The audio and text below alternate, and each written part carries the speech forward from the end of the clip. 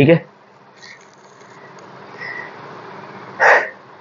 आज की इस वीडियो में पढ़ना होगा कक्षा 10 के फिजिक्स का फर्स्ट चैप्टर प्रकाश का परावर्तन। प्रकाश का परावर्तन में 2 वीडियो तक आ चुका है।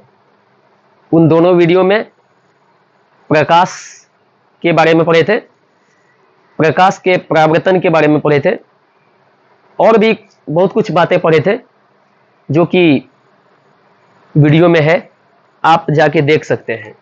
जो देखे हैं अच्छी बात है, वो अब नए टॉपिक पे आ जाएंगे। टॉपिक का नाम होगा प्रतिबिंब, जैसा कि आपने बोर्ड पर देखा होगा, है ना, प्रतिबिंब। तो प्रतिबिंब एक अच्छा टॉपिक है हमारे फिजिक्स का, है ना। अच्छा टॉपिक कहें, महत्वपूर्ण टॉपिक कहें। और अच्छी बात यह है कि प्रतिबिंब से आपका क्वेश्चन पूछा भी जाता है बोर्ड एग्जाम में। तो थोड़ा सा अगर अच्छे से समझिएगा इसको, तो आपका 2 से 4 नंबर प्रतिबिंब से आ जाएगा आपका, है ना। तो देखिएगा एक बार प्रतिबिंब के बारे में। सबसे पहले तो प्रतिबिंब का डेफिनेशन समझेंगे, है ना। उसके बाद एक एक करके आगे बढ़ते जाएंगे, चीजों को समझते जाएंगे। थोड़ा सा ध्यान देते रहिएगा, ठीक है। स्टार पॉइंट दीजिएगा।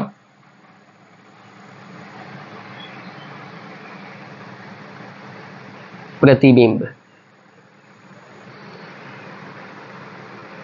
एक बात मैं आपको बता दूं, जैसे कि मैंने टॉपिक शुरू किया, आपको क्या करना है, पूरा समझ के, जब मेरा पूरा यहां हो जाएगा, आपको नोट करने का टाइम दिया जाएगा। तब तक क्या कीजिएगा, आप बस वीडियो को देखते जाइए, समझते जाइएगा। नोट नहीं करना है अभी। जब यहां हो जाएगा तो आपको नोट करने का टाइम दिया जाएगा। नोट करने का जब टाइम होगा तब नोट कीजिएगा, ठीक है। समझ गए होंगे, है ना। तो आ जाइए, अब इसका डेफिनेशन समझेंगे। किसी बिंदु स्रोत से आती प्रकाश की किरणें दर्पण से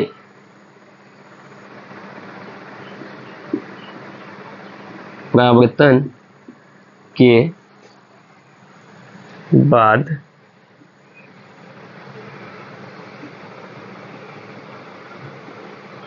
एक दूसरे को जिस किसी बिंदु पर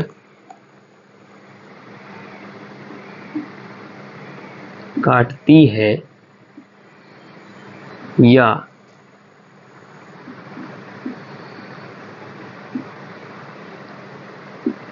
काटती हुई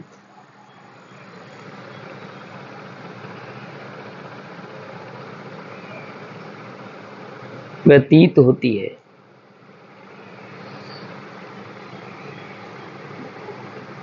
उसे उस बिंदु स्रोत का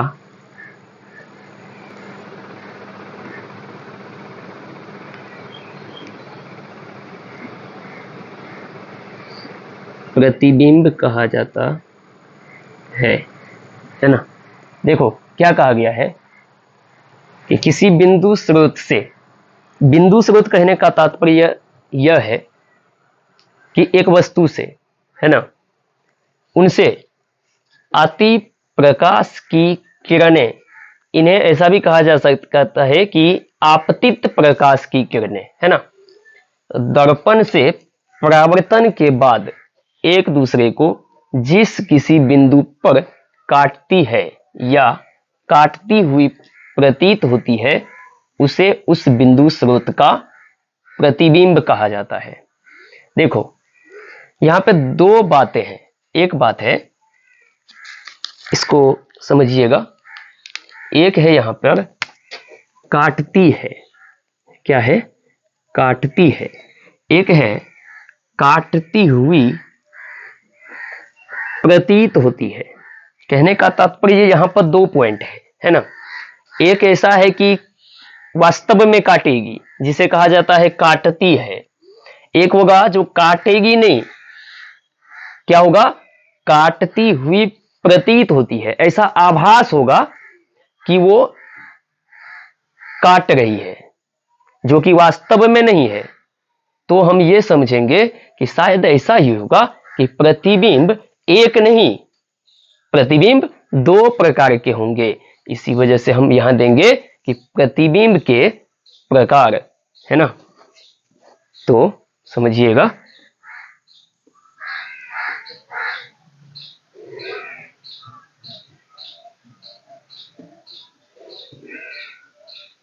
प्रतिबिंब के प्रकार,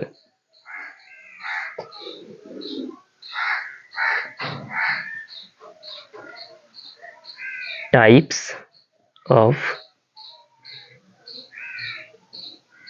इमेज, टाइप्स ऑफ इमेज। अब देखो, एक तो वास्तव में काटेगी, उसे कहेंगे वास्तविक प्रतिबिंब। एक आभासी रूप से, यानी कि आभास होगा, उसे कहेंगे आभासी प्रतिबिंब। तो प्रतिबिंब कितने प्रकार के हो जाएंगे, दो प्रकार के। तो आगे में देंगे कि प्रतिबिंब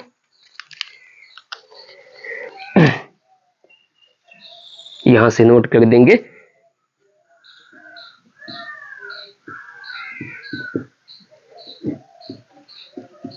प्रतिबिंब दो प्रकार के होते हैं। और अभी आपने नाम सुना होगा, एक मैंने क्या बताया, वास्तविक प्रतिबिंब, तो एक नंबर में देना है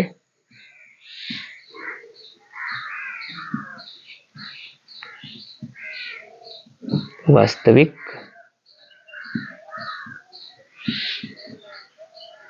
प्रतिबिंब, जिसे कहेंगे रियल इमेज, है ना।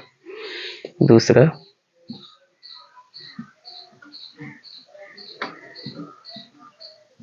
आभासी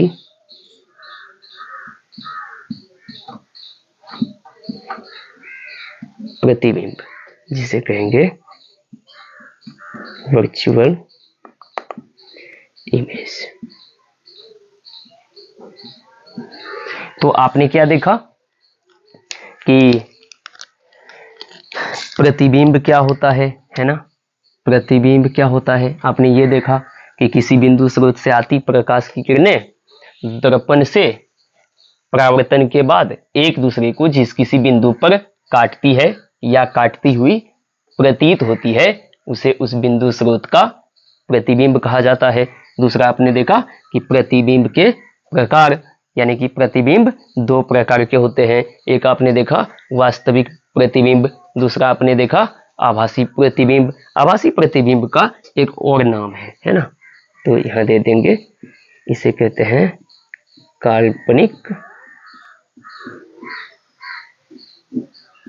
प्रतिबिंब, काल्पनिक प्रतिबिंब। ठीक है, ये हो गया, है ना, काल्पनिक प्रतिबिंब। अब टाइम है आपका नोट करने का, है ना, तो नोट कीजिएगा।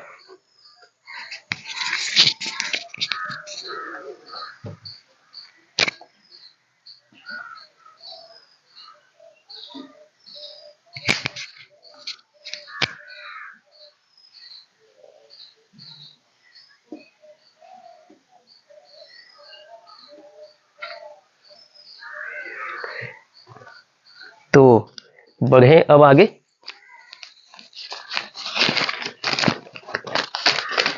वीडियो को रोक के आप नोट कर सकते हैं।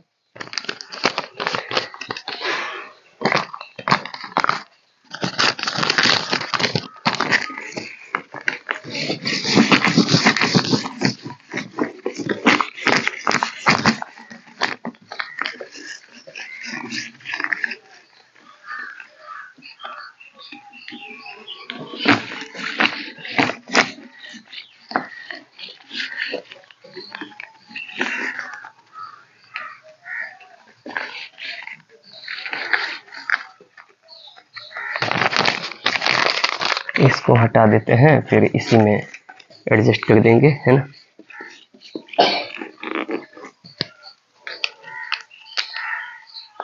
एक नंबर दोगे आगे। एक नंबर में पढ़ना है वास्तविक प्रतिबिंब।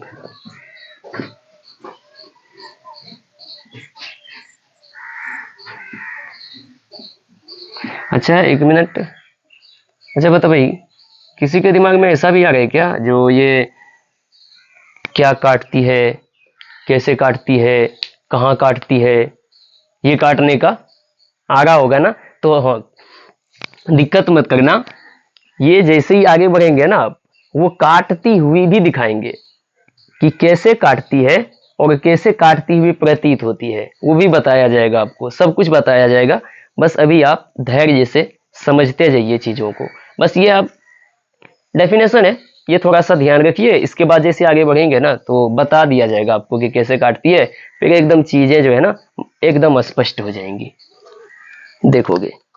अब इसका डेफिनेशन क्या बनेगा कि किसी बिंदु स्रोत से आती प्रकाश की किरणें दर्पण से परावर्तन के बाद एक दूसरे को जिस बिंदु पर वास्तव में काटती है, क्या है ध्यान से देखोगे, वास्तव में काटती है, वास्तव में काटती है, उसे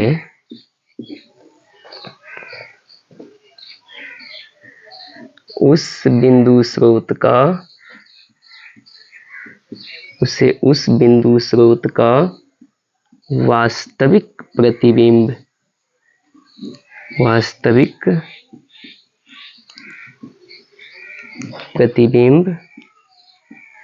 कहा जाता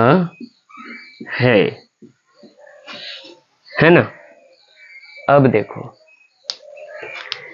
एक बात और आपको ध्यान रखना है कि इसमें आप ऐसा भी कह सकते हैं कि जो आपका वास्तविक प्रतिबिंब है वो वास्तविक कटान से बनती है ना, कि वास्तविक कटान जहां पे है वहां पर बनेगा वास्तविक प्रतिबिंब। तो डेफिनेशन में तो समझ चुके हैं। एक चीज और जो है वो है इनकी विशेषताएं, कि वास्तविक प्रतिबिंब के गुण क्या है, यानी कि वास्तविक प्रतिबिंब कैसा होता है। वास्तविक प्रतिबिंब जो है वो आपका किस प्रकृति का होता है, यानी कि किस नेचर का होता है, किस स्वभाव का होता है ना। तो वो भी थोड़ा सा पढ़ दीजिएगा तो कहेंगे। इसके बारे में एक बात यहाँ पे दे दें कि वास्तविक प्रतिबिंब जो है वो वास्तविक कटान से बनती है, तो दे सकते हैं, है ना। तो अब इसका विशेषताएं पढ़ देते हैं।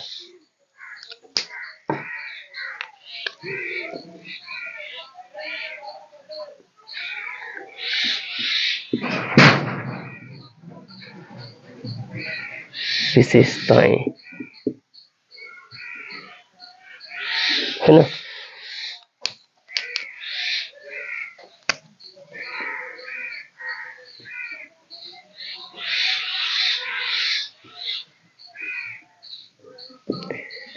यह वस्तु के सापेक्ष हमेशा उल्टा होता है, यह वस्तु के सापेक्ष हमेशा कैसा रहता है, उल्टा रहता है। ये ध्यान रखिएगा थोड़ा कि जब वास्तविक का बात आएगा तो किसका बात आ जाएगा, उल्टा का। जब वास्तविक का बात आएगा तो किसका बात आ जाएगा, उल्टा का। इसी आधार पर आप समझ सकते हैं कि जब आभासी का बात आएगा तो बात किसका आ जाएगा, सीधा का, है ना। उसके बारे में आगे पढ़ेंगे, बट अभी जो है उसको ध्यान रखिएगा, है ना। इसे पर्दे पर, पर्दा तो आप सबको पता होगा, इसे पर्दे पर प्राप्त किया जा सकता है ना। क्योंकि ये प्रतिबिंब कैसा है, वास्तविक है, इसे आभास नहीं किया गया है। ये वास्तव में कटा है, यानी कि वास्तव में जहां पर कटा है वहां पे प्रतिबिंब बना है, यानी कि ये वास्तव में बना है ना। इसी वजह से इसे पर्दे पर प्राप्त किया जा सकता है। ध्यान रखेंगे कि जब प्रतिबिंब कैसा होगा, वास्तविक होगा, तो किस प्रकार का होगा, तो वो होगा उल्टा, है ना। और इसे पर्दे पर प्राप्त किया जा सकता है। यहां तक नोट कीजिएगा। जब आगे बढ़ जाएंगे, कौन सा प्रतिबिंब आएगा आपका, आभासी प्रतिबिंब।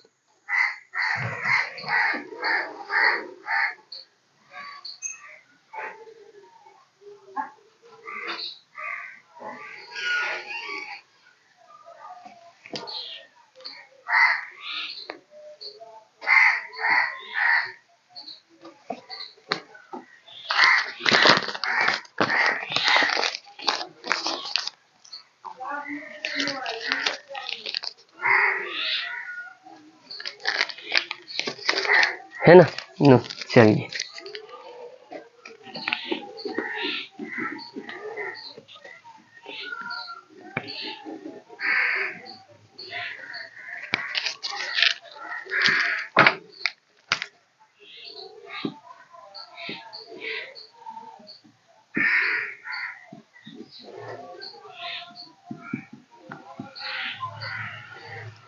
अब कहेंगे इसमें कि किसी बिंदु स्रोत से आती प्रकाश की किरणें दर्पण से परावर्तन के बाद एक दूसरे को जिस बिंदु पर वास्तव में नहीं, यही है ना। अब कहेंगे काटती हुई प्रतीत होती है, काटती हुई प्रतीत होती है। ऐसा भी कह सकते हैं आभासी रूप में काटती है ना। उसे उस बिंदु स्रोत का आभासी प्रतिबिंब कहा जाता है। आभासी प्रतिबिंब की जो विशेषताएं होंगी वो क्या होगा कि यह वस्तु के सापेक्ष हमेशा, क्या बताया था मैंने, सीधा होता है। क्या होता है, सीधा होता है ना। अब क्या है, इसे पर्दे पर प्राप्त बताओ किया जा सकता है क्या, एकदम नहीं, क्योंकि ये वास्तव में बना ही नहीं है। इसे पर्दे पर प्राप्त कैसे किया जा सकता है, नहीं किया जा सकता। इसे पर्दे पर प्राप्त नहीं किया जा सकता है, सॉरी,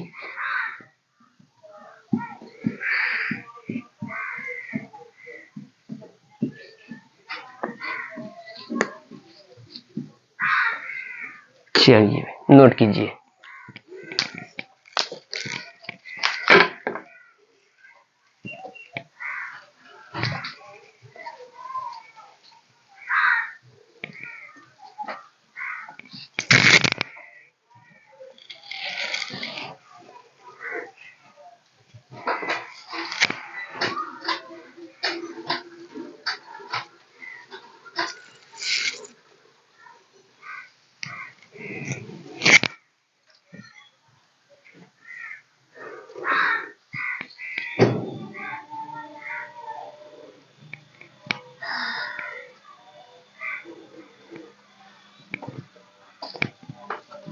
तो आपने नोट किया होगा, उम्मीद है अच्छे से समझ में आया होगा जितना मैंने समझाया। और अगर समझने में कुछ दिक्कत हो तो कमेंट कर दीजिएगा, ताकि जैसे ही दूसरा वीडियो आए आपके कमेंट को पढ़कर उनका समाधान भी आपके पास पहुंचे, है ना। तो आज की वीडियो यहीं तक। उम्मीद है आपको ये वीडियो पसंद आया होगा। तो आज की कक्षा यहीं समाप्त करते हैं। आप सभी का धन्यवाद।